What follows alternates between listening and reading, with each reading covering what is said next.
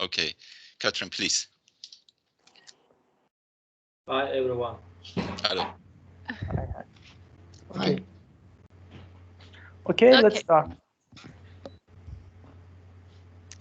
Okay, shall I say something? I just started the recording, so it's we're good to go. So please, Pagan. Yeah. Okay. Hello, everybody, and thank for participating in the first workshop of CRIPTIC project. There are some technical things that we need to if I find people here. Yes, I like to ask everybody to turn off camera and mic during the workshop.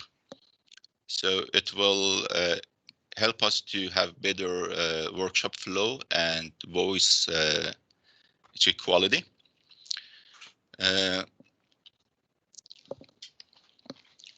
Actually, Caspian Sea, you all have agenda and you know the flow of the workshop. So I have 5 minutes right now and Elnur, and then I will leave floor to Bert and Yannick and Malin to actually conduct the workshop. And at the end, Alexei, me, and Elnur will have like 5 minutes to have some conclusion remarks. I would like to say that Caspian Sea is kind of, very fragile environment we have in the Caspian Sea. It is enclosed basin and there's no outlet of the Caspian Sea. According to literatures and reports, more than 90% of the waste to the Caspian Sea are mismanaged. And again, according to some rough estimates, it shows that in 2030, there'll be more than 150,000 tons plastic will reach to the Caspian Sea from the countries around the Caspian Sea. In that accord, Akvaplan-niva and partners granted funding from Norwegian Retailers Environment Fund for a project to map and clean up plastic waste in the Caspian Sea in Azerbaijan part. Norwegian Retailers Environment Fund is the largest, largest private, I would say, private fund in Norway for combating plastic. The project will combine a range of advanced digital methods, educational program, and citizen scientists to engage local stakeholders in plastic mapping and cleaning up the Caspian Sea. The main objective of the CRIPTIC project is to build capacity in the Caspian region to reduce plastic litter introduced to the Caspian Sea. We have several sub-objectives, which I can summarize them as harmonized mapping methods, mobilized local organization in mapping and cleaning operations, run local project to plastic waste mapping and cleaning using multidisciplinary tools, and raise public awareness and community engagement in combating the plastic waste. In that connection, we are conducting first workshop and CRIPTIC projects about litter cleaning, registration, sampling methodology. So I would like to stop here and give venue to Elnur. And I think Elnur will say a couple of sentences regarding the Azerbaijani partners, and then floor is for Bert and Yannick and Malin. Hi to everyone. Thank you, Pagan, for this good opportunity to organizing this workshop. Actually, I think this is a good point in our work. So all our team members from Azerbaijan side will be betterly aware how to start the work and planning. From Azerbaijan part, firstly, we started on the face of Azerbaijan Geographical Society, Institute of Geography, then the Azersu company, Sukanal Institute, and now, and Caspis.net. Then our partners joined us. It's the Azer Cosmos. Actually, we're expecting the participation of several of their engineers as well in this workshop. Also, one of our main partners at the moment is the Akvaplan company, which about 5 members from this company also are in the process of joining this workshop. Well, me here participating as the member of the, here I'm representing 3 organizations at the same time, Caspis.net, the Institute of Geography, and Azerbaijan Geographical Society. Well, we are, mostly motivated in the work, and during the interviewing with the people, as I understand that people really like this new approaches in the literary, in the cleaning of the, from the plastics, the seashore area, and as well the river regions of Azerbaijan. And we are expecting really interesting results. And with best wishes to our project, I'm giving the word to our experts to start the workshop. Thank you so much. Okay, thank you, Elnur. I think floor is for Berk, Niva, and Salt to conduct the workshop. So, yeah, please, Berk. Yes, thanks, Payham and Elnur. I think I will try to start my presentation.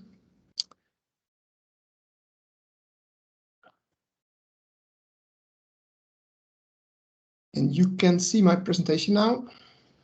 Yes, yes. Okay, great. Very nice. Yeah, thanks to be part of this and part of the first workshop for the CRIPTIC project.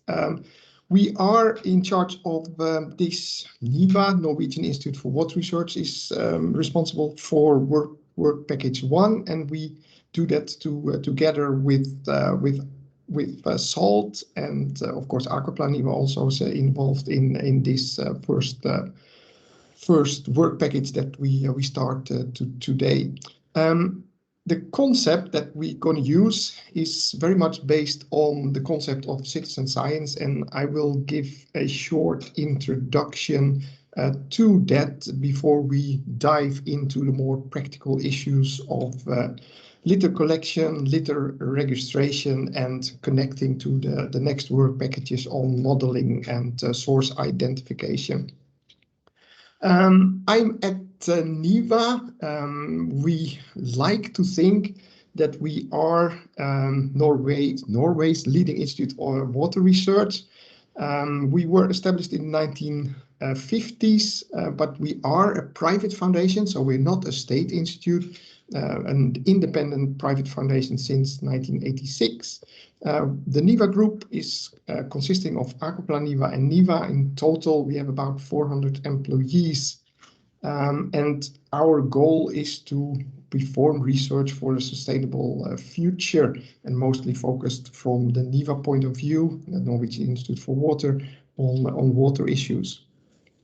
NIVA has a large expertise on plastic pollution, and we have been a major hub, a Norwegian Nordic hub for plastic pollution research. We have more than 50 projects running at the moment, related all from nano, micro to macro litter. We have about 30 staff who works on one way or another with plastic related issues. At NIVA, we are developing methods for monitoring of plastics in the environment, and we are leading a large EU program, which we, together with 15 partners in Europe, where we're looking at harmonization, that everybody's using the same methods for litter, microplastics monitoring. We also produce reference materials. We have a small lab which produces a high quality lab which produces standard materials, which again can be used for reference materials. We are modeling together with Akvaplan-niva. We do modeling from looking to sources, for example, source appointment. But also, we think it's important this socio-economic impacts, and our section Water and Society works, for example, with governance on this in the informal sector of waste collection. And of course, we do kind of more chemical experiments with degradation test for example, for industry and water cleaning technologies development and monitoring again. From the NIVA team, I will be involved in the project together with David Edswell, who is our technician who works with the near scanning technologies, which we will explain in the next workshop, and Ingelise Nederland-Brote, who is our senior scientist working with plastic, especially macroplastics, which will be the focus of this first workshop. Like Payam already explained, the objective of CRIPTIC is, and the main objective is to reduce plastic litter in the Caspian Sea and building capacity together with us in the Caspian region. Again, we're looking a little bit at harmonization of methods so that we use these methods that we are harmonizing in Europe, also in the Caspian Sea region. But also, and that's very important, mobilize local organizations. We want to make people aware of litter and try to get people involved on cleaning beaches, but also reducing the litter load on the environment. We do this with this pilot program, which we are starting now, where we combine the cleaning part with plastic waste mapping, which will be in the other work packages. So for us, it's very important to connect the science with the actual activities on the ground.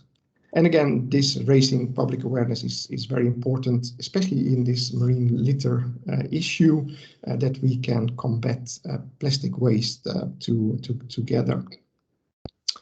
Work package 1, riverbank cleaning classification of plastic pollution from the Kuria River, like I said, which we lead with NIVA, Norwegian Institute for Water, is leading together with SALT and AGS. Today we are at this first workshop where we look at we will be looking at efficient litter collection, removing and registration. And my colleagues from SALT, Jannica and Malin, will get back a little bit on this registration and removal part later on. So the objective of this work package is to perform in situ quantitative and qualitative data collection and analysis of riverbank and beach litter. So that's what we need to keep in mind, all the bits and pieces which we put together, that we obtain this objective. The concept that we are using and which we also developing here in Norway is that we are very much occupied by this citizen science concept. So I think, and the picture illustrate this below, as the scientist, we need help of more hands to be able to monitor and to get people involved to solve the most important environmental issues. So hopefully we're not rowing alone, but that we get help from both citizens, volunteers and students to both collect data and to do something about the problem. So a little bit on citizen science.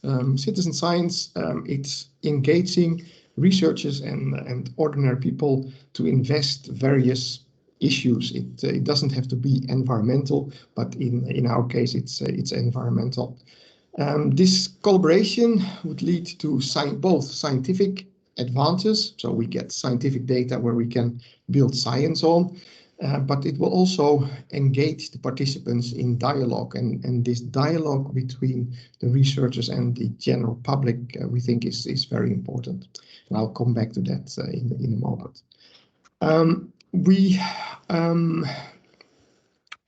We are in this process together with citizens and students are developing new knowledge, and I think we can both learn from each other, from the citizen point of view, the practicalities of science and the science kinds of approach that the researchers are using.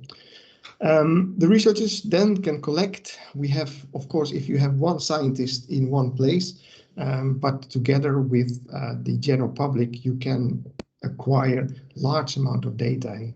We all have been talking about this big data, which is becoming more and more important.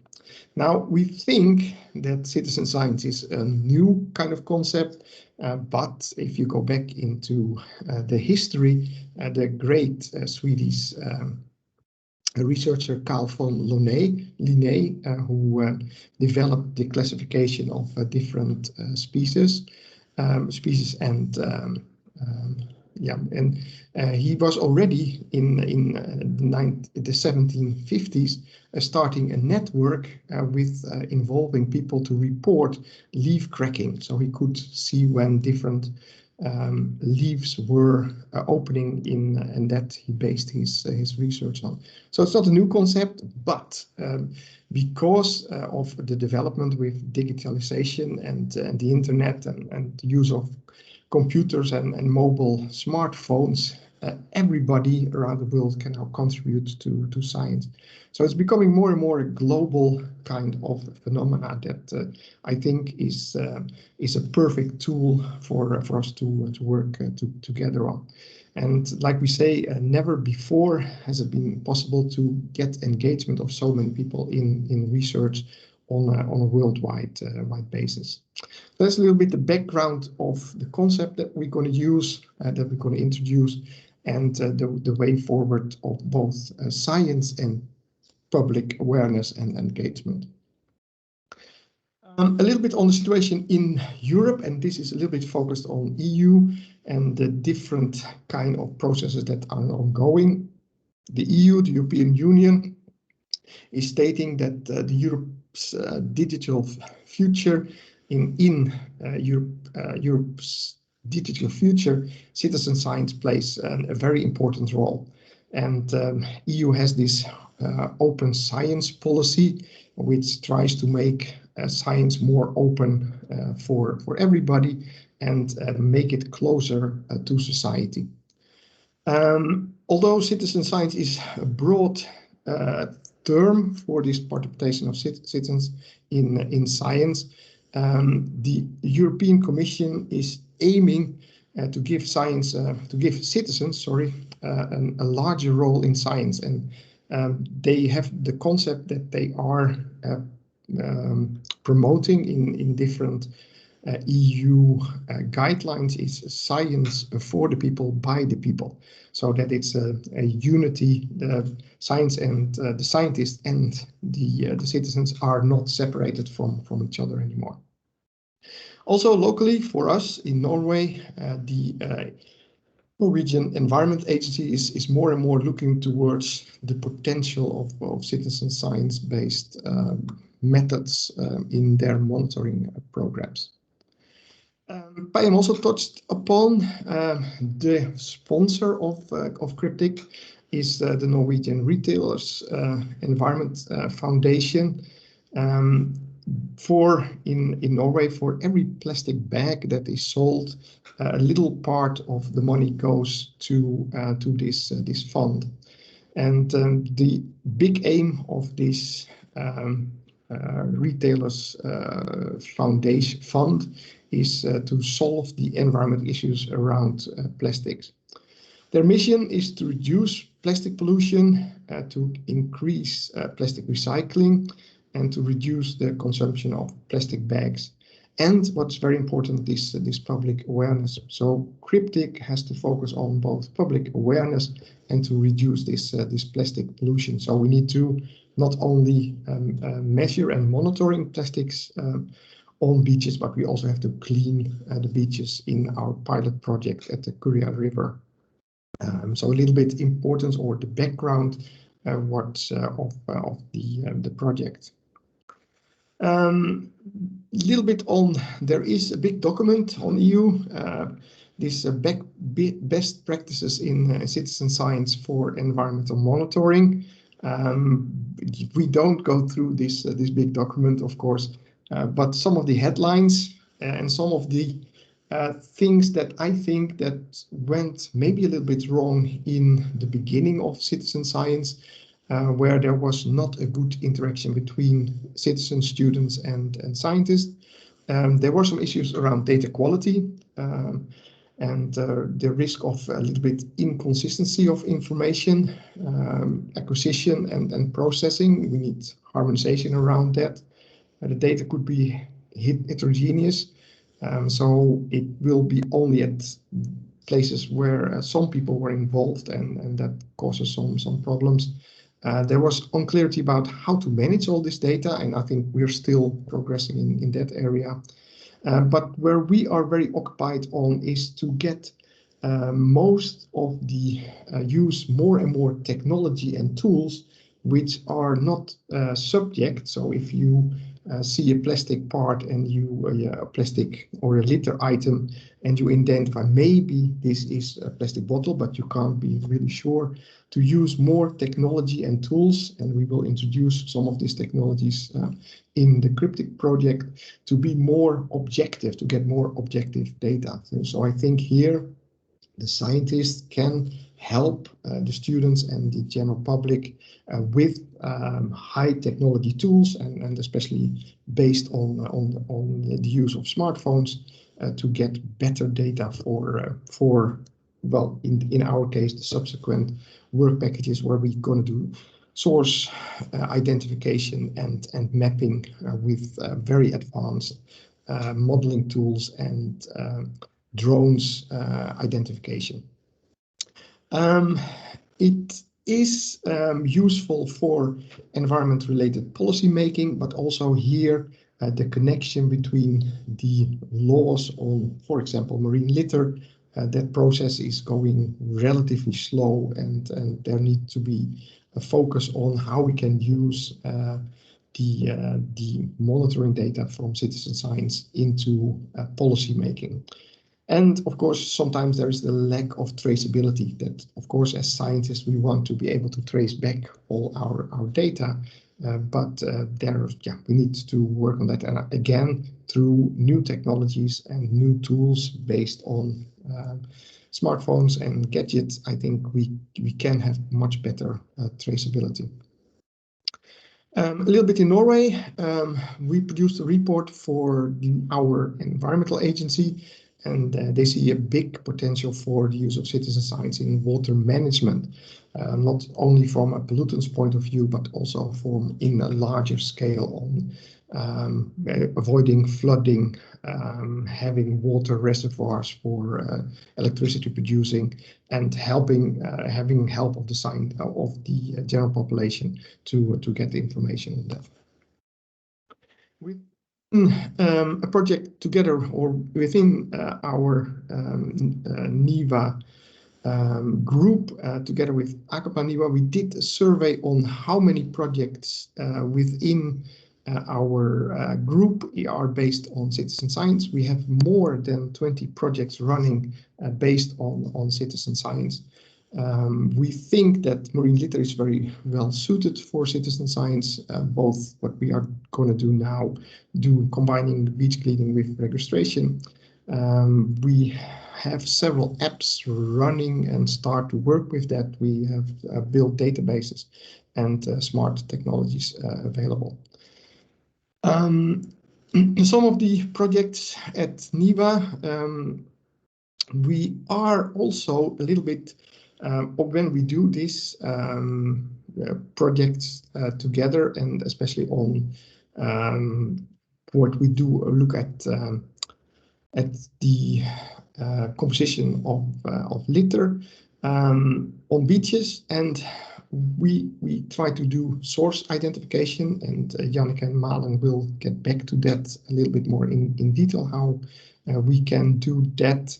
But also one important issue is, does it more harm to the environment than good? If we all go out in very pristine areas, how far should we go in removing marine litter? Of course, the big items you want to remove, but how far do you go to remove, for example, micro litter or pellets or beads in relation to what kind of harm it does to the environment? So we need to find a balance between cleaning and what kind of good effects that's going to have towards what kind of a negative effect if you would plow a complete beach or sediment areas, how much that would affect the ecosystems. One of the projects that we have been working with the beach cleaning is with this, I think it's called the nature community, which is organizing the use of pristine areas in Norway, where again we looked at, we collected beach litter, and we looked again in our laboratory and in together with the people collecting this waste, how we could further identify. But we will get into that further on when Janneke and Malin will explain a little bit more the principles on collecting and do this more deeper identification of marine or even freshwater litter on banks of rivers. I think that's it for the short introduction, and then I will get back later on. Yeah, I'm open for questions now, and then we'll get back later on with the more technology-based principles that we're going to work with later on in workshop number 2. Thanks. Nice shops sharing. Thank you very much, Bert. And you finished 3 minutes before your time. That's a good time for. That's for questions. Yeah, for questions. Of course, we have questions from 10 to 10:15. Okay. But, yeah. if somebody has questions, they can step up and ask question. At just 3 minutes, I would like to actually revisit the very nice points that you already mentioned. You actually covered this issue from local to EU scale.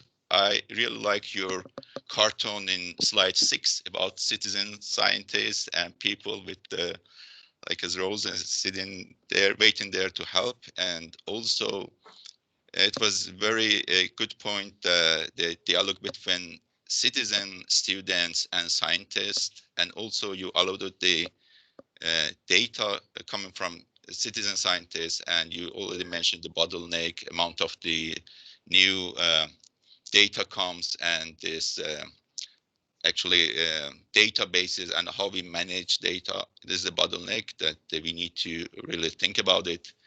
And as you mentioned, it's going to be a global phenomenon.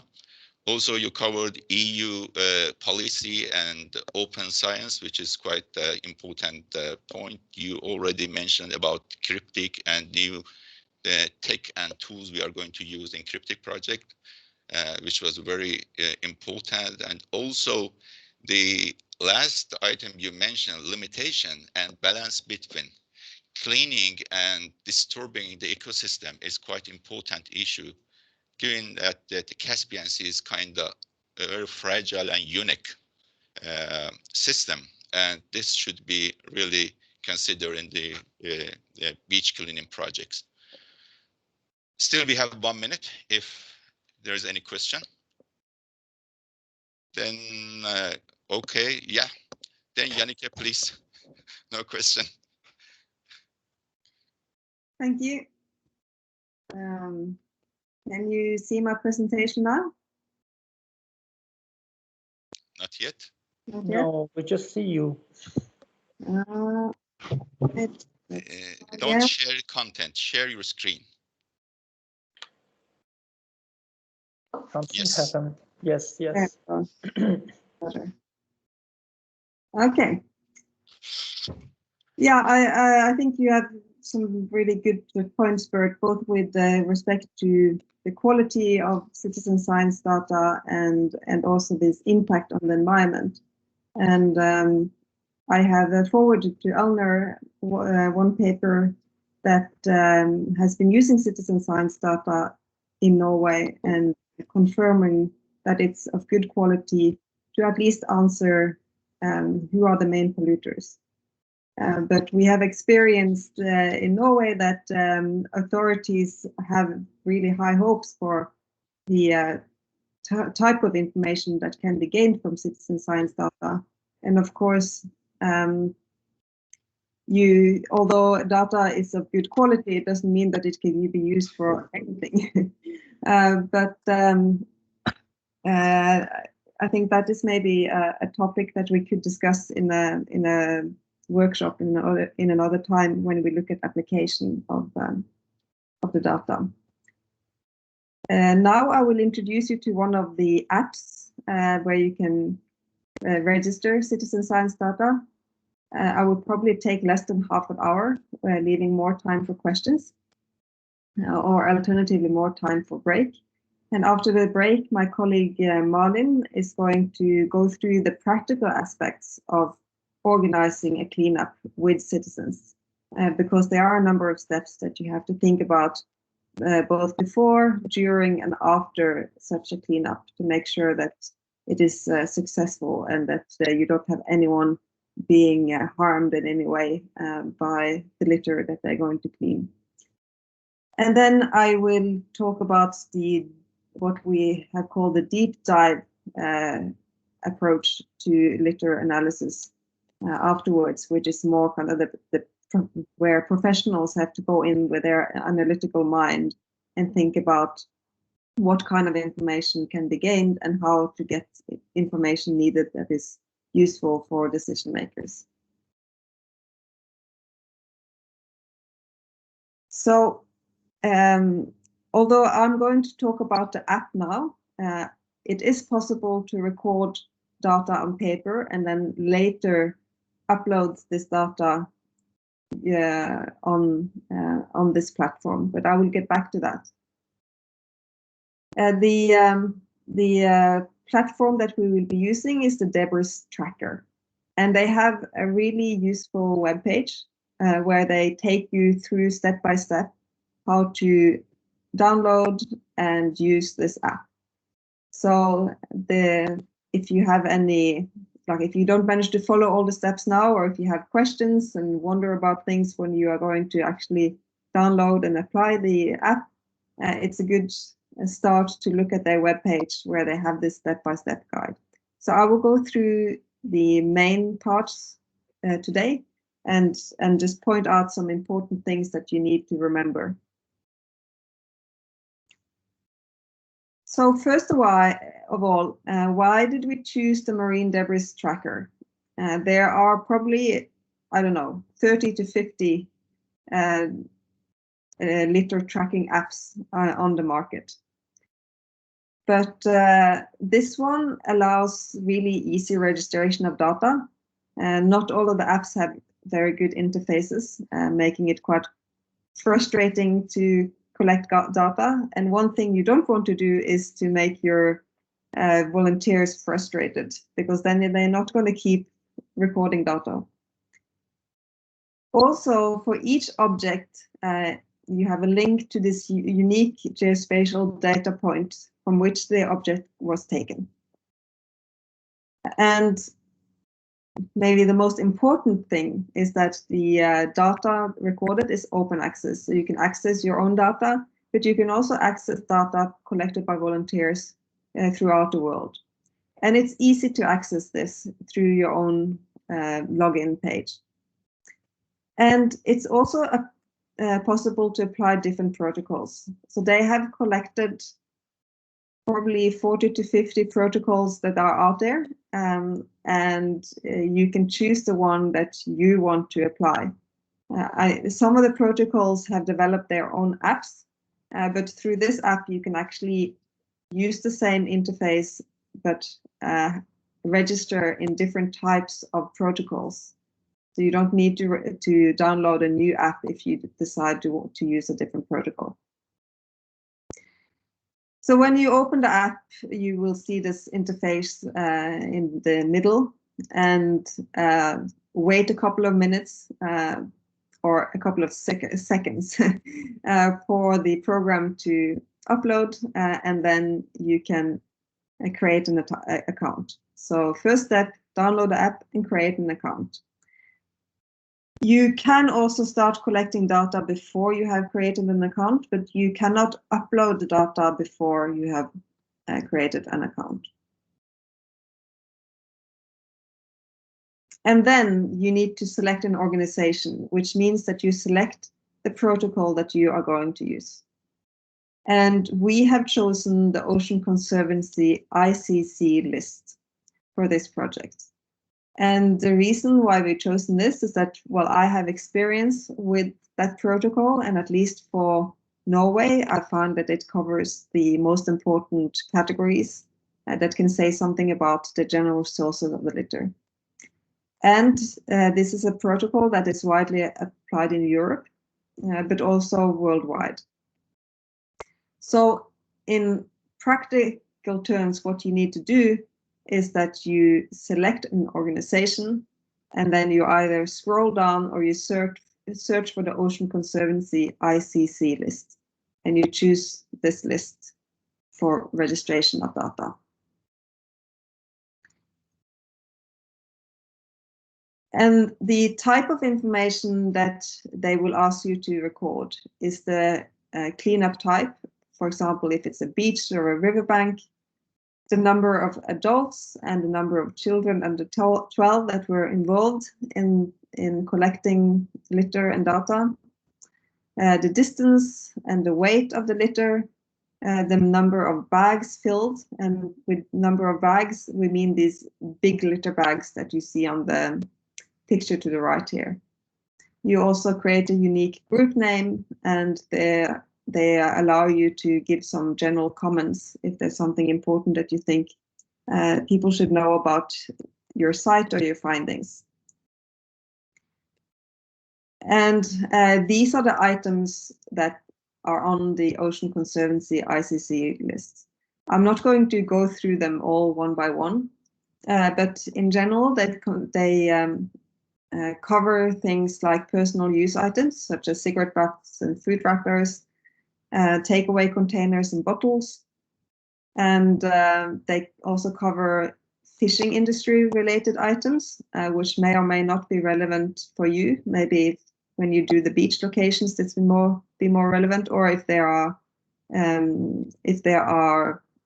fishing going on in the river, you know your river best, but at least it gives you the opportunity to record specific fishing related items. You also record items that are typically going through the drain or through the sewage system, such as diapers, syringes, tampons. And of course, a new category from these past year is gloves and masks, or personal protective equipment.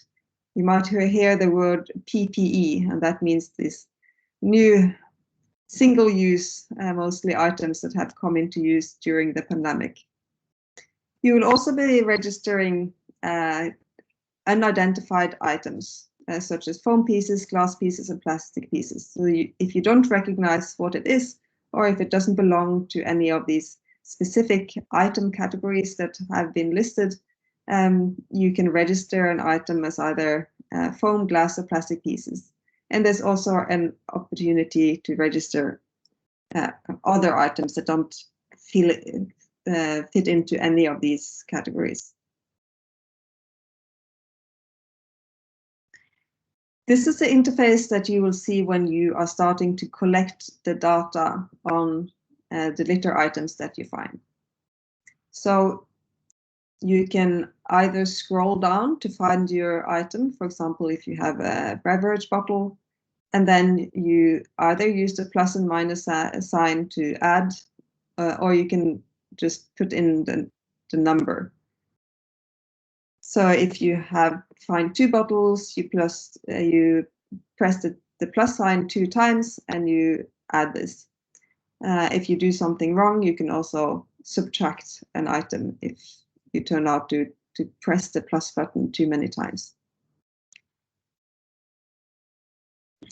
And to save time, you can also look up your item list and see, okay, I have a bottle here, I don't want to scroll down, I will just search for bottle, and there will be different bottle options coming up. In the Ocean Conservancy list, you will, for example, differentiate between glass and metal and plastic bottles.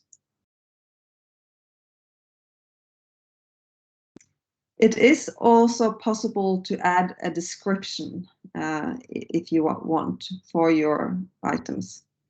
You could also use this for registering brand or nationality, or if there's a dated bottle, print a date on it. But I would suggest to leave this function for now, just to keep it simple.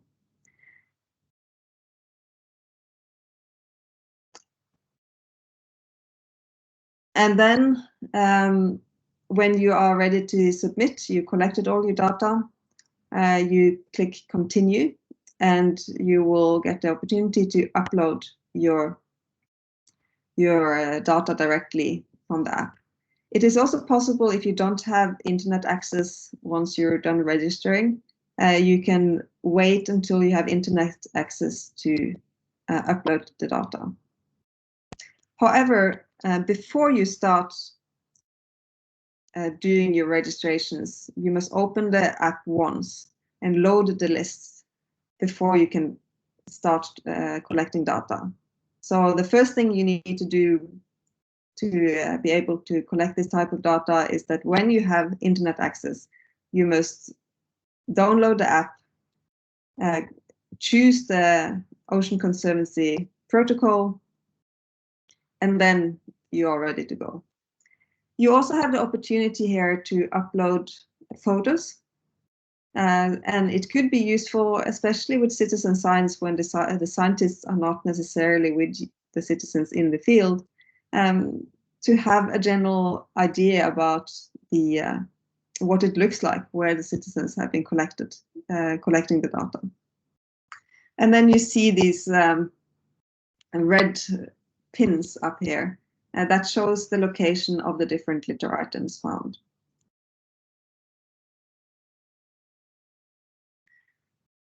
And then access the data. You need to log into your account in order to access the data, but also it is possible through the interface of the web interface to have some general statistics generated automatically.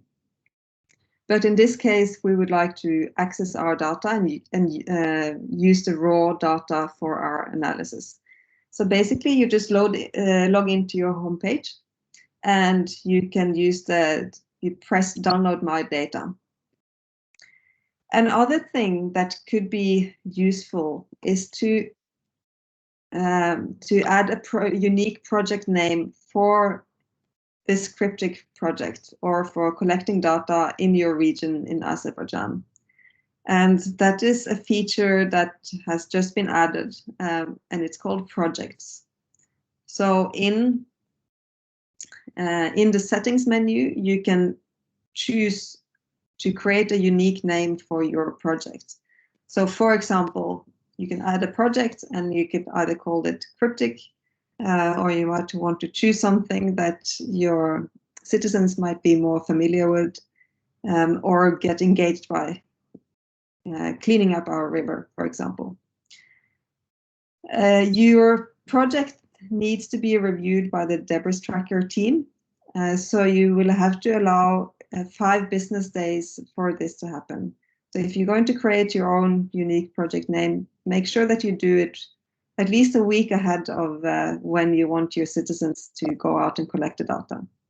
So then there are two things that your citizens will have to choose when they are registering data. The one thing is that they will have to choose the Ocean Conservancy Protocol.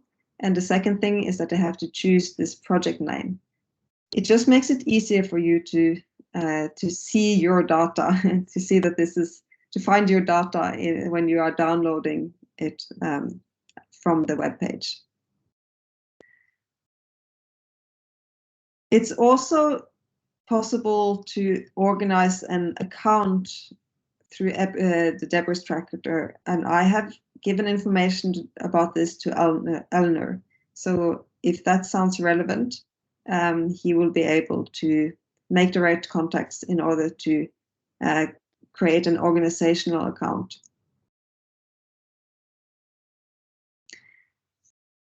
And then when it comes to manually uploading the data, you might want the citizens to, rather than using an app that is only available in English, you might want them to collect the data on paper instead, because this might be easier for them, especially if they're not familiar with the languages that are used in the app.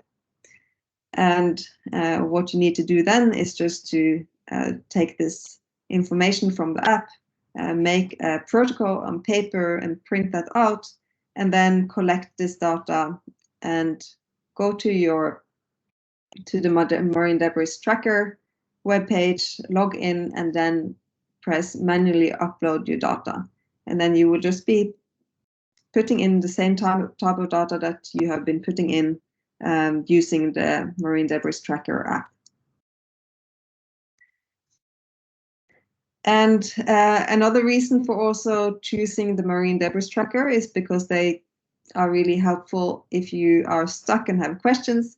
You can send them an email, and you can also follow them on Twitter or Facebook, where you could connect with other volunteers and professionals that are using this app for data collection.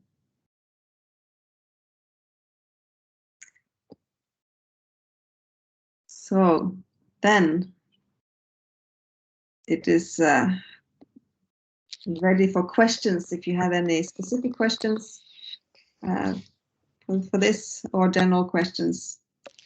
Yes, thank you, Janica, for a nice presentation and very informative to introduce us to this app. Yeah, if there is question, yeah, we are ready to hear. Please raise your hand. I just okay. I think before started asking question, then started push the button of the raising the hand. I really like your presentation. It's something really incredible and very interesting, and it makes, you know, in case like you go for cleaning the plastics and it becomes something like a game, and you start like competition with your friends, one by one, and you don't even want it to end this process. Sure, it will be end on a scale of the world. It will be really great, but what to do? For me, it's just interesting. If we do organizational account, can I add independently the members before the starting, and they can connect me? Like we are 20 people in a group. I already made the organizational account, and I also add the participants, which already how to say registered in the application. But can we, in some kind of during the process of the cleaning, be in communication, like it's just grouping? I think for the organizational account, it is more for a different way of accessing the data. So I'm not sure if you can create an organizational account. What you do then is to create this this project, and people can say that we are collecting data for this project. Mm-hmm. That is the way that you will be kind of identifying your users in a way. Okay. But you could also try to contact the email that I forwarded to you, Eleanor. You could contact them about this question, because it's beyond what I can really answer. So that there may be an option there that I don't know about. Okay, thanks so much. Yeah, as Yannick mentioned, I think it's quite important that we subscribe project there. So all observation and cleaning happens. We know that it goes for CRIPTIC project. Is there any other question? If not, I have a couple of questions, but you can write questions on chat if you will. Okay, yeah, I will ask question. Maybe people come later a little bit. They are thinking about the questions maybe. Yannick, yeah, we are always mentioning different protocols. What is the main difference between those protocols? You know, why we have different protocols? Because we are dealing with the same subject, marine leader. Why we actually impose different protocols? Well, there has been very different initiatives to start recording this kind of data, and they are globally dispersed, and the litter situation may be different, or is different, in one region compared to another region. So that is the reason why we probably have a lot of very different protocols. It's because the different organizations that have created them have made a protocol so that it will reflect the main litter problem in the area that they are cleaning. And then as we go global, we see that there are some standardizations. And as Bert mentions, there are a number of initiatives to make data of these protocols more standardized. However, the problem with standardizing the data is that you might miss something that is really relevant in your local area. And I know that in Norway, for example, they made their own protocol based on the Ocean Conservancy protocol. So it's comparable, so they can send information to the global database. But at the same time, they've added some important items that are quite frequently found in Norway and relates to specific sources of litter that we need to address in Norway. So that is something that you can keep in mind also with the Akvaplan-niva project. If you see some items that you feel that these are giving a very important signal, you should take a note of that. And at least how it has evolved in Norway is that now we have a big organization that is responsible for this data and for the protocol, and they add new things that are relevant for Norway. There's a kind of a process for. So you already answered my second question, that there is some possibility to add some items to the protocol if it is necessary, and if we see that there is a strong signal of that item and they take a major role in polluting the environment in some local region. Then you are in the process of making your own protocol. So at the moment we're using the standard Ocean Conservancy protocol, but then you might choose at a later stage that, okay, we find this useful, but we would like to make our own regional protocols. For example, the Norwegian one is kind of Ocean Conservancy with a Norwegian twist to it. So you can make a Azerbaijani protocol with a local twist to that, but it will be a different protocol. Exactly. And yeah, and a lot of regions have done this. So if you try to look up Ocean Conservancy protocols around the world, you will see that they are quite similar, but there are also some differences. Okay, and that could be one of the outcome of this CRIPTIC project, to see that, okay, if the protocol ICC is Ocean Conservancy is enough, or we need to have Azerbaijan twist. I see Emil Bayramov. Yeah, please. Yeah, Thank you so much for the great presentation. I'm just wondering about the spatialization part of the data that you're recording there.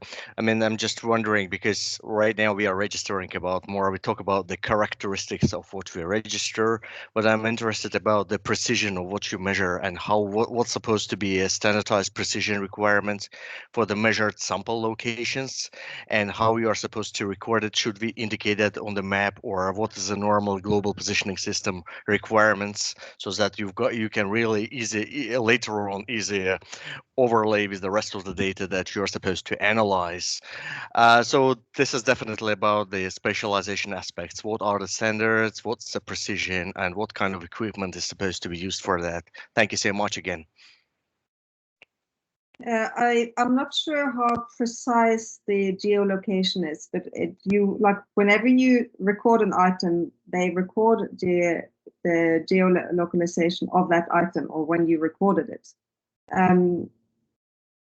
So I think that's like, but I think it's good enough for the use that we have for the citizen science data. And the equipment that you need is a smartphone. That is all that you need. Yeah. So I guess. But then, yeah. Yeah, you ultimately get, and like at this point, if you talk about the smartphone aspects, right? If you rely on that positioning, then you are supposed to reach up to 10 meters of the root mean square error, right? But if you talk about, let's say, 3 or 4 bottles near each other, or the accumulation of the bottles, right, of the plastic bottles, then it's supposed to be creating a lot of confusion, right? When you are supposed to overlay with the rest of the data. That's why if you talk about the smartphone registration aspects, then it's going to be, we can rely only up to 10 meters of the, normally I'm just suspecting that because I was checking that before. And then we can really spatialize, more or less we can really indicate it in a more generalized way, right? That's a way how we're supposed to indicate it. All right, thank you very much. With respect to the geolocation is, Please turn off your microphone if you don't use it. It's not for Emil or Yannick, it's for you. It's just for other participants. Sorry. Yeah. No. So yeah, this question about how precise it is. I think that's something that we can also ask the debris tracker team about.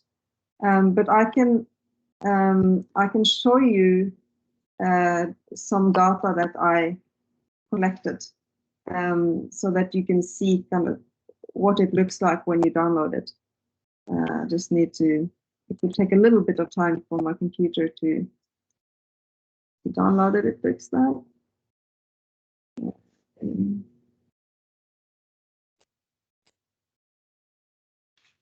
Yeah, I will be sharing my screen.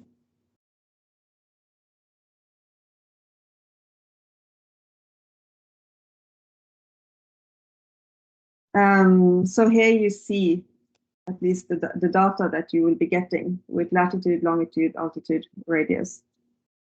And this is telling you the log ID information, the location that is you put in, the Ocean Conservancy list, and here are the different items that I have collected, and so on. So this is the data that you will be getting from the marine debris tracker. So you got it using the smartphone, right? Yes. Yeah, it's really impressive because you've got so many decimals, right? In the decimal degrees, you've got so many decimals, and that's really impressive. All right, that's great. Thank you. Thank you so much indeed. Yeah. Also, I need to add, Emil. Yeah, you're right. Yeah, if we use the smartphone, we need to rely on the geolocation of a smartphone, and root mean square about the 10 meter is correct. But it is important that which scale we are looking at. In the coastline, we are looking at the macro scale, not micro scale. So 10 meter, if you have several bottles in 10 meter, it is a very good actually accuracy and resolution for understanding the accumulations on the coastal area. So I think what Yannick proposing and the app we are going to use is good enough for the scale of the project that we are looking at this moment.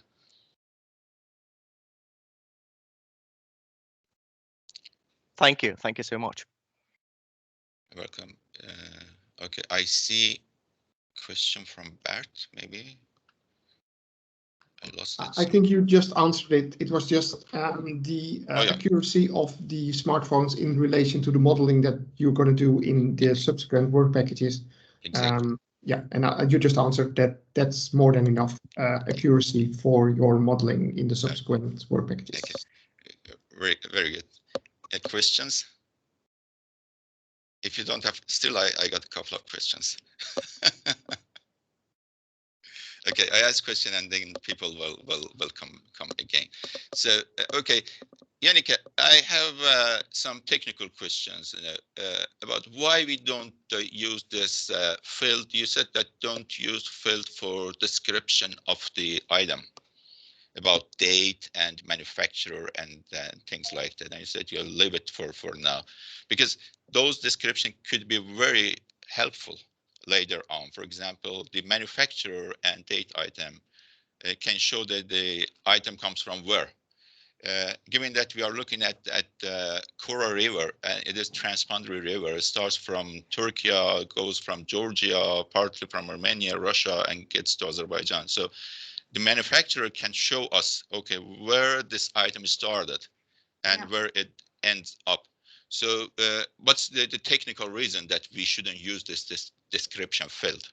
Well, it's not a technical limitation, but I think that kind of in-depth analysis should be done by professionals. And I will get back to that in my presentation that I will have later today on the deep dive, to give you some insight about how you can collect data and how you can choose what data you want to collect. Our experience with the use of citizens is that there is a balance there with how much data you can ask them to record before they just get sick and tired of it and won't record it. Understand. So it's kind of always make sure that you take good care of your volunteers. And also, as I will kind of briefly touch upon in my presentation later today, it is important how you record this more detailed information that can say something about geographical origin. We have a methods paper that is going to be, the final version will be resubmitted next week, and it will be soon out, and then I will share it with the rest of the group, just emphasizing that this is not kind of easy trivial data necessarily to record. Although there have been citizen science projects that have been recording brand names, for example, to identify which producer are kind of the most responsible for marine litter, to make the producers accountable for the products that they produce. Still no question, and I need to go on. The app works offline as well, or it should be online always? Because you mentioned that you can connect to internet and download those things, and you can go to the field. So it means that it works offline, and when you connect to internet again, your data will be uploaded.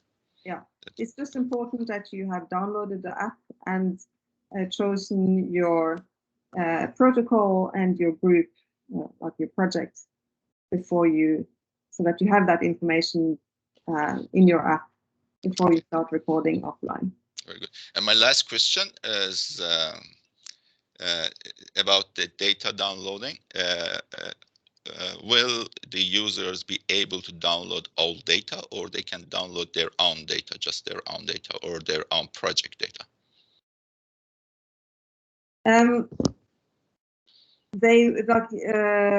It is possible to, through their internet interface, to download data throughout the world.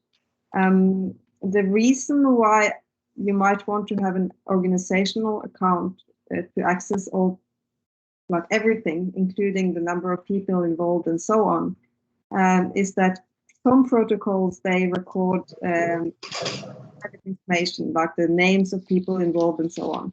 But the Ocean Conservancy protocol, they don't do this. You can't connect your data to specific persons. So if you open an organizational account with through Ocean Conservancy, you can get access to this data about the number of people involved, which is being used by some to say something about the effort needed to clean or involved in cleaning, which of course can be useful.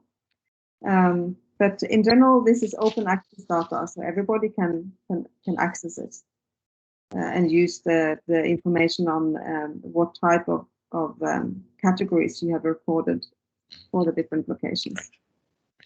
Okay, thank you. So, once more, is there any question? Can I ask a question? Yeah, please. I don't know if I am passed or skipped there. Is there a report section for the person or the organizations? Reporting section, because the nature was polluted because of the person, because the person going to throw their unused masks or something else, and you have to report it to the somewhere. And if this app gives that reporting section, and we can report this to the app by the app, and if there's a global agreement with the Minister of the Ecology, this can help us to give them a penalty or something else. Sorry, I didn't repeat your question. I am just want to say that we have to report the people who pollute the nature, and it will help us more than collecting the debris. Honor, your voice is not in good quality, but I understood your question. Yannick, Honor asks about this app is connected to some sort of authorities like police or DOE. You can report when you see somebody actually throwing plastic. Yeah. And no, I don't think so, but you can tell more about that. Yeah. No, it is not used, or like it's not connected to any type of reporting of polluting events. So of course you can take a picture, but and upload it in the app. But I wouldn't recommend using it in that way anyway. Like I think it's important that we keep this as a tool for collecting data that is objective and of good quality. And then you might discover that there is, you find items that are directly related to, for example, specific industries along the river, and that is something that can be recorded as a comment, for example, or you can take this information, collect this data, and report it in a different way, but separate this project. And it's something that you might also want to explore in the deep dive analysis that I will get back to, because this is where you have the opportunity to think about what kind of information is important to collect in order to go into dialogue either with the industries that are polluting or with authorities that hopefully can do something about this. Okay, fair enough. Yeah, we should keep it as a citizen scientist application.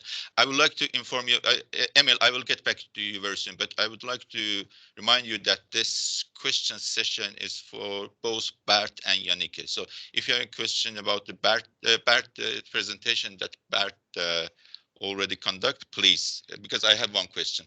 First, I would like to go to Emil, and then, yeah, we will get more other questions. Emil, please. Yeah, just a quick one about the validation. Suppose I record some, I really like, I would say I would record some location with some plastic pollution. Does it go through some kind of a validation, quality assurance that this is what is recorded is reliable, and or anybody can record anything and it will not go through any cycle of the checkup prior to the recording to that register?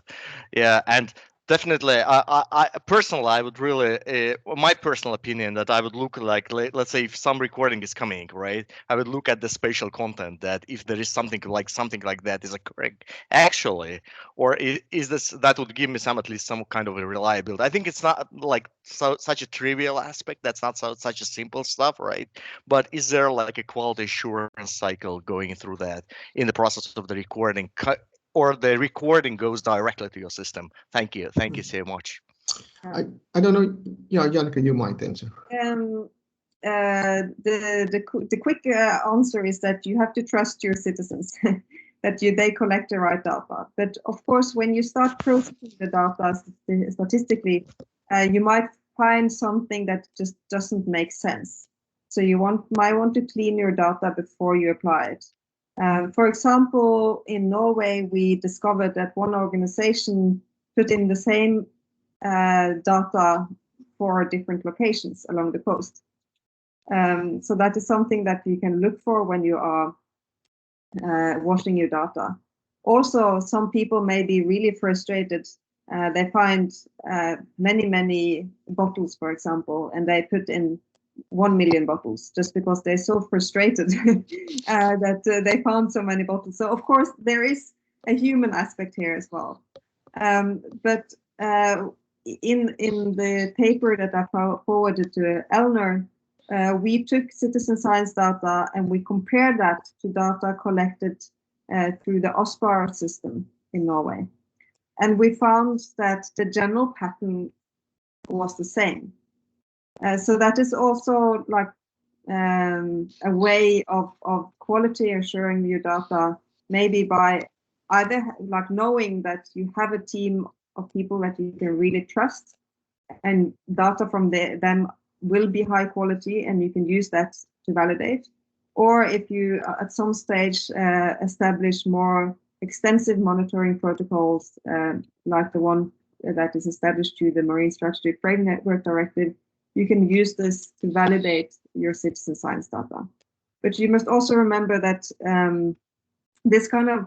there will be huge variations between sites, because what you often find is that there are specific things that determine the type of litter and the amount of litter that you find in some regions. So although someone has collected data that is very different from kind of your trusted group, it might not necessarily mean that it's wrong. It's just that they have a very different litter situation where they are. Thank you. Maybe a little bit on a general level, what we discussed in my presentation is that we want to go more and more from subjective kind of observations, which we are now a little bit in, to more objective observations using the device that we've developed, this near scanner, using your phone, where you get your even if it's 10 meters, you get your location.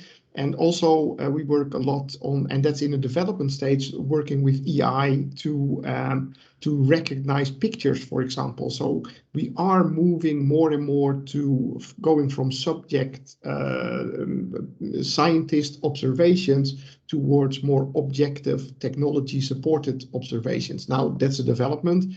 And we're now, in the middle, that we get some information from your smartphone. We're testing out the gadget now in this pilot project, and there is a tendency to go over from more subject observations to more objective observations.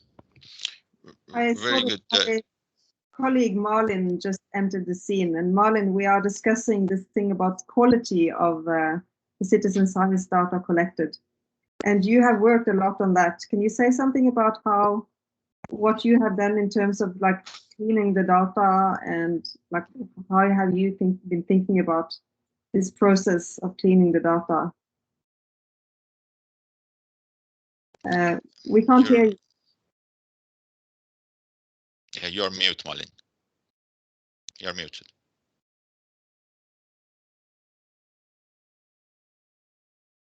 No.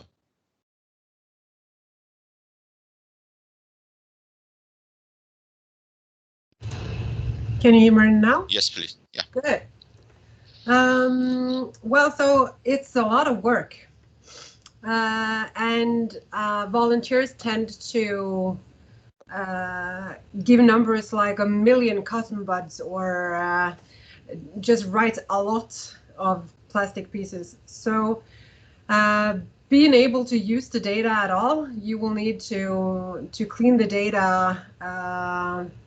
I know that Keep Norway Beautiful does it, I think, every week to get the data updated. But of course, you don't. If somebody puts 1 million cotton buds in the section, you wouldn't know if it's 10 or 1,000 or 10,000. I guess 10,000 is still too big. So we've tried to find ways to understand these numbers. So a lot in our perspective is 100. And I think that's what Ocean Conservancy uses as well. Yeah. Do you know if there's any established protocols for cleaning citizen science data that is collected? Not that I know of, no. Okay, I think I have one question for Bart, and still we have time for question. Yes, Bart, you mentioned something about limitation and balance between cleaning and disturbing the ecosystem. Do you have any clear actually idea how we will keep this balance in the Caspian region? Have you thought about that? No, it's a subject which is more and more discussed nowadays, and I think in the project now we are focusing on macrolitter a lot. Macrolitter, I think in 99% of the cases, it's better to remove it than to let it stay in the environment. We're looking a little bit on the smaller stuff, on micro, and you have these meso particles, I think that's still very kind of harmful for ecosystems. But if you go to micro, and there are some ideas that you would filter out microplastics from an area. If you're going to do that at the size of 300 micron, you take all the life from that area. So that's the discussion on when to stop cleaning and when to that it's doing more harm to the ecosystems. And of course, we need to reduce the input, but we need to also to realize that at some point it will, and that's especially for micro and a little bit the meso micro. We are doing more harm to the ecosystems than we do good by removing that with different technologies that are out there, and that's a little bit the discussion I want to. But for the macro stuff, I think it's in 90% or 99%. It's better to remove that in a good way, in a way that we will explain later on in a correct way to remove that. You're muted, Payam. Sorry. When we are talking about, Yannick, I will get back to you, but let me finish this bit, about macro stuff. We are talking specifically about plastic, because other debris, for example, wood and other things, if they are mega, they can provide some sort of nursery environment for some sort of fish and other animals in the sea. For example, I have some experience in Persian Gulf, and because it's warm sea and blocks of bottom and cement provides right nursery environment for coral reefs, and they start using it and then you see a lot of fish around that. So is there any measure for mega liters, or we are talking about plastic and microliters here? Yeah, I'm mostly concerned about plastics because we know that they degrade to smaller particles, which are can be a problem for ecosystems. And you're quite right. Also here in the way in the Oslo fjord, we are putting these artificial reefs with their concrete. We're putting them just on place to restore ecosystems. So you're quite right that it's a balance. And especially for more natural materials or materials like concrete, it might also, and we have some examples of that we use that as a restoration of the ecosystem in the Oslo fjord, for example, and then it's a habitat for mussels and all kind of species coming back to areas where they have been removed. Yeah, very good. We get the last question or remark from Jannike, and after that, I would like everybody turn on video, and Katrin will take a photo for our report. Yeah, please, Jannike. Yeah, I think it's a very important topic that you raise about the potential harm that you might do when you're cleaning. And it is also an issue with certain macrolitter items. For example, we find fishing nets that are kind of integrated now in the vegetation. And of course, when you start pulling this up, you are going to affect the vegetation. And also you might find that you start digging and what you take up kind of just fragments into smaller particles. And you might wonder, maybe it had been better if it was just there and being sedimented down rather than you starting to interact with the plastic and pulling it up. We also have a paper out on using technology for cleaning. You have this ocean cleanup project, for example, that is quite famous, but there's also many initiatives now to have plastic removed in rivers using technology. And we are concerned about what is known as bycatch issues from fisheries. And we just had a project in a river in Oslo with one of these technological devices for cleaning up. And we found that it was mostly organic matter that was trapped in this litter trap. And we also found red listed species that were collected in this net. So it's certainly a trade-off that you should be aware of. And Malin might touch about this in her presentation when she talks about organizing citizens for cleanups, and that you should make them be aware of like how far should they start digging into the vegetation and so on to remove litter. Thank you very much, Jannike. I would like everybody to turn off cameras. Turn on cameras, sorry. Turn on cameras, and then Katrin will take picture.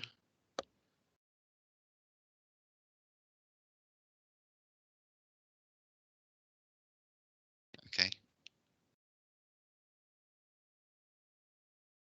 Did you manage to take some picture, Katrin? Smile, smile, say Sarkozy, smile. I hope she did, because she's mute.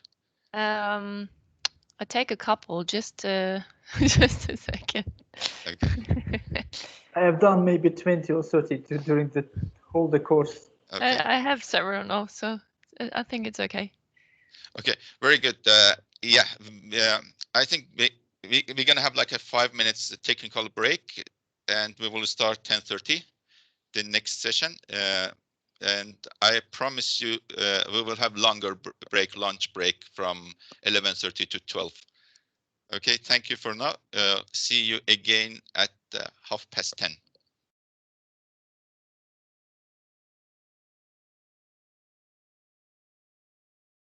Okay. So we are not turning off, we are just waiting here, yeah? As I understand correctly. Yeah, please don't turn off. Just wait. Not to leave. Okay. See you. After how many minutes, if possible to say? Well, we should be back at 10:30, so 5-6 minutes. Okay, not so much. No. Okay, just smell that water, not drink.